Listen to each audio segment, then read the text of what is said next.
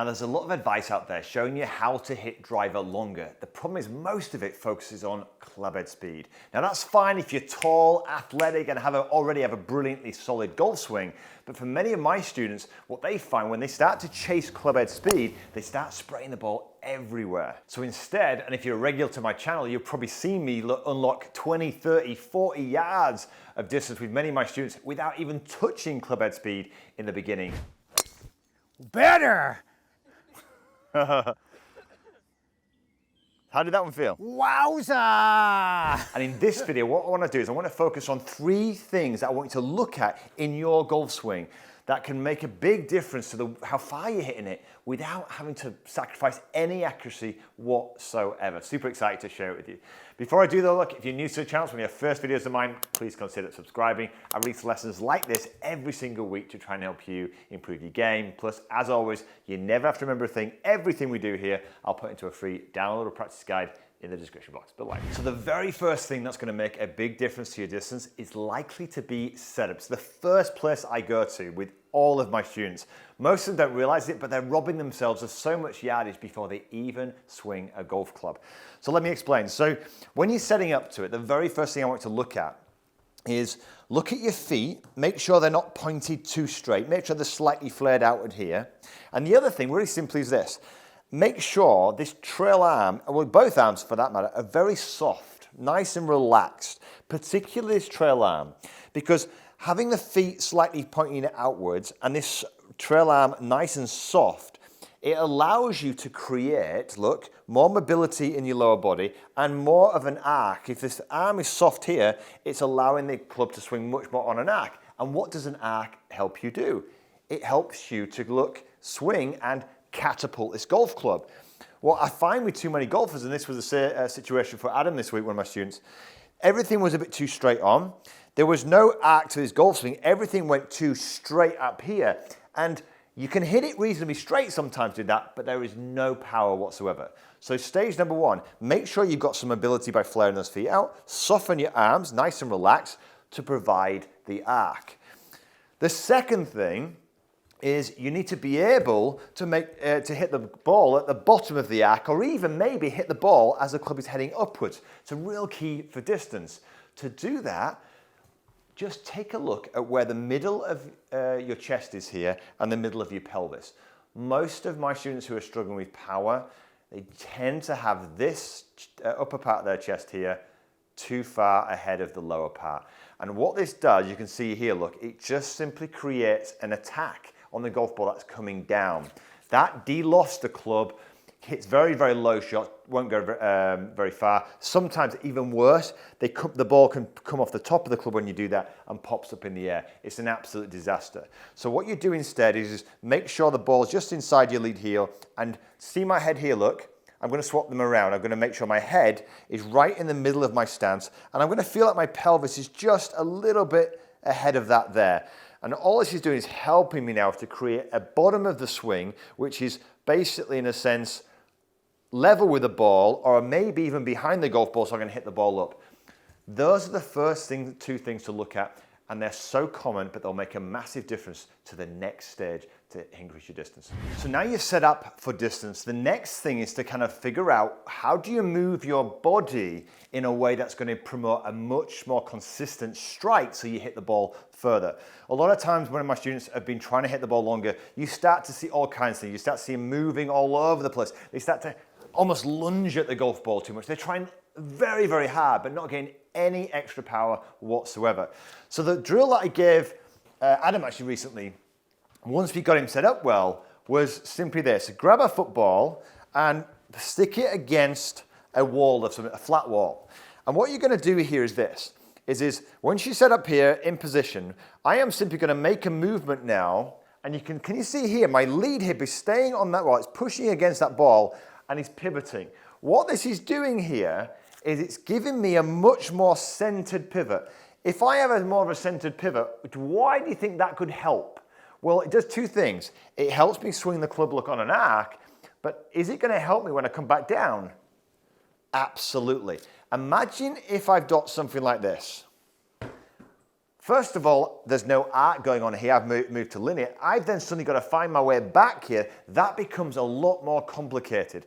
And with complication comes inconsistency of contact and a huge loss of power. In fact, you spend most of your time trying to kind of coordinate that swing, which again is ruining the effortlessness.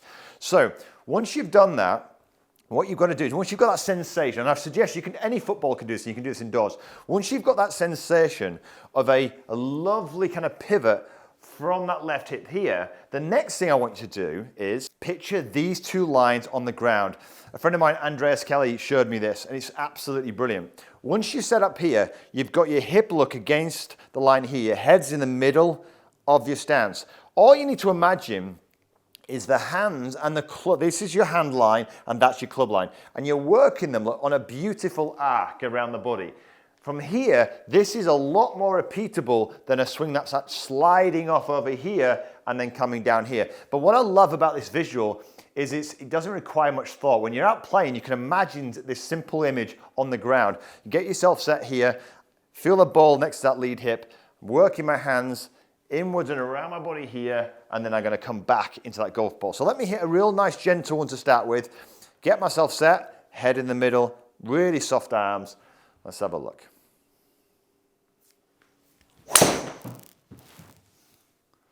So that was a lovely smooth shot. And if you look at that there, look, my clubhead speed there, look, isn't as fast as it normally would be. And that's my point. But this is a 261 yard carry drive. Now, for a lot of people, they're going to really accept that, right? Now, what I want you to recognize is this. It's far more important, before we start figuring out how to increase this, that we build a repeatable swing. And once you've done that, once you've started to control this arc, and like I said, this was massive for Adam, keeping that on here and allowing that to pivot here, so that rather than just picking it up, he could actually create a beautiful arc around his body. He stored power. This was huge for him. The other factor, being able now to control the bottom of his swing so he wasn't chopping down on it. Again, all things that effortlessly increase your yardage without even touching the speed. Now, once you've done these two things, and I say once you've done them, right, make sure you do these, then you can work on to tip 3, which is things to work on to start to increase that clubhead speed. Let's do that now. So once you've got your body working, your engine of your golf swing, directing those arms and supporting the arms and the hands going back on the way through, you're a long way there to start to generate some real power. Now the final piece is the final piece of the swing, which is where the hands are, right? We've got to let those hands, let them flow. They should be releasing that energy that you've basically stored there into the back of the golf ball. Now, for Adam, he wasn't doing that. You'll see in a shot here, when he's swinging, he's almost, in a sense, the arms and the club are almost in this kind of straight line. He's almost pushing, the ball down the fairway, almost too controlled. And we need to allow this club to release, but there's a way to release it, okay? And the simplest thing, and this is what we gave Adam, is the noise that he created and the extra clubhead speed he got from doing this drill was instant, right? There made a sound. Wow. Ho, ho, ho, ho, ho. Look at that one. That was a good one. That is absolute rocket ship, dead straight. Brilliant. That was a good one. Brilliant. All you've got to do is this. You get yourself set, put the club out in front of you here. Do this with me now. It's a really good feeling. Leaving the butt alone, all I do, watch this, I'm going to lift the club up, just pick the club up there so it hinges over my trail shoulder. Not over here, just right in the middle of those shoulders. And I've left the butt alone here. I haven't lifted it up. Very, very important. Now, what this is showing you here is this is what the wrists do on the way back. So they're folding, and that's roughly your 3/4 back position. From here, we need to somehow figure out how to release it, which brings us on to the next bit. Hinge it over your trail shoulder, drop. Hinge it over your lead shoulder, drop.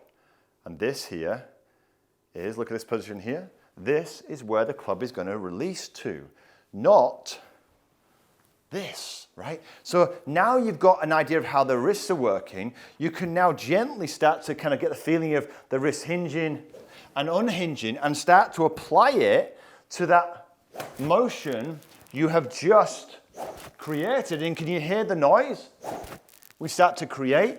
So We don't want to jump this up from 105 to 120. What we're going to do is we're going to gradually build it up. So we get ourselves set here, get ourselves motion, and start to get the feeling of this motion and really let that club release through with this sensation. So I might go 1, 2, just to kind of rehearse this motion, and then away we go.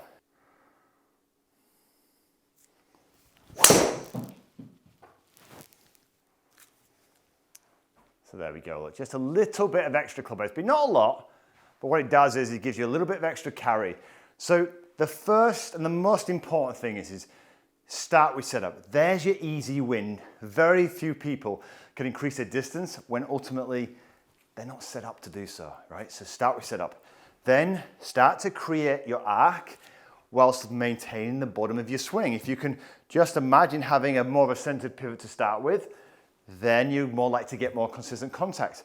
Of course, there are ways to even ramp this up even further and push this to 120 miles an hour. I might start to raise my arms. I might start to really push into this side and really start to launch it up. But all of those things come once you've started to perfect the strike and the consistency of your shots. You then have the permission to start to ramp it up and start to do what top players do. But until then, start hitting fairways and start getting yardage in a much, much easier way. Hope you enjoyed the video. If you did, give a thumbs up, maybe share it with one of your friends. And of course, look, if you're new to the channel, press that subscribe button and the bell. If you'd like to see how to increase the distance with your irons, check this video out right here. And remember, there's a free practice plan in the description box below. But until next week, have a wonderful golfing week.